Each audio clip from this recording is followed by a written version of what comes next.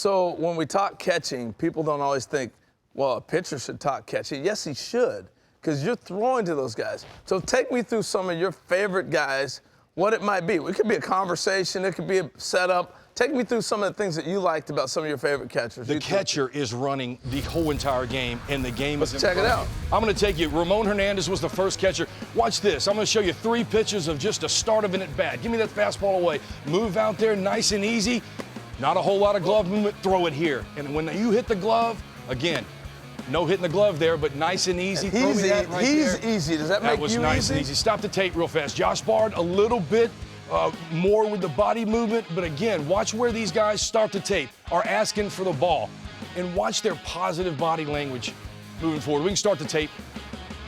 Look where that glove is. It's off the plate, throw it here. And then he's begging for me to call. You know the guy's on. There he is again. It's a 2-strike breaking ball. Well, he's off the plate. That's you like right. that, huh? But when you have to, you do it.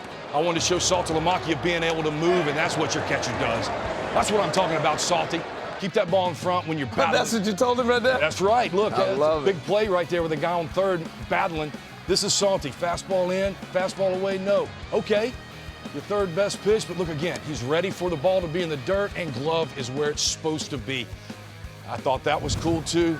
First guy that was out there to greet us was David Ross, and don't think the old man can't get down. But again, watch David Ross asking for the ball, then being able to get down. Watch this, Errol. This is my favorite. David Ross knows my ball can leak back in. This is a 2-strike fastball in. Make sure you start it here, Jake. Those little bitty instances where the catcher is really in it. Look at Buster. Stop that right there. We just saw Aaron Judge and getting what we think is signs from the first base coach. Watch what the catcher's doing here. Buster Posey is making sure that this guy's not looking at the pitches we call. You can start it again, but that's who Buster is. Here's a 2-strike breaking ball to Juan Uribe, who can hit anything, Vlad Guerrero style. We're throwing it way off the plate. He's ready, up, gonna get down.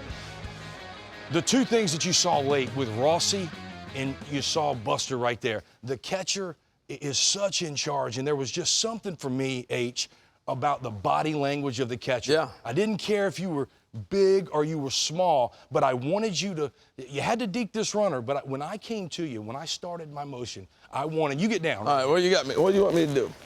I want you to get down, and here's what I liked. I never liked throwing the ball over the middle of the plate, so I always wanted you to straddle So you want me off the black that plate. Because on the black, and if you miss, it's missed off. That's right. I'm going to miss off, but I'm going to bring the ball back on the plate. I never want you in the middle of the plate. And if you watched every one of those guys, they were never in the center of the plate. I don't care if it was 2 strikes or not. And I like that because David Ross knew that your ball's going to leak. So if he starts here, that's over the plate. Well, that's so you want him to get out here knowing it's going to end up there. The other thing that stood out to me was when you were doing with Salty Lamakia, he went in, out, slider.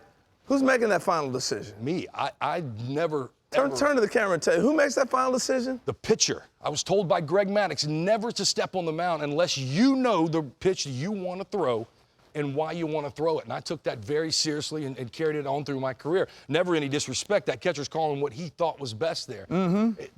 Again, good catchers will listen to their pitcher.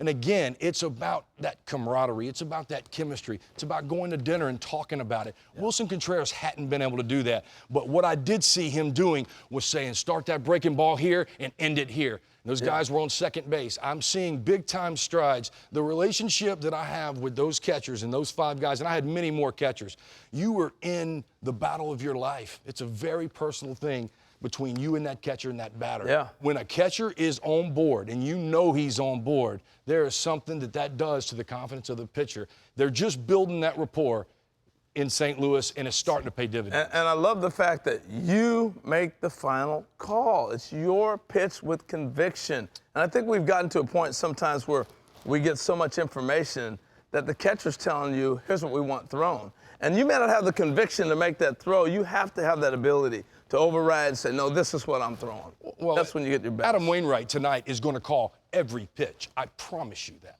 I love that.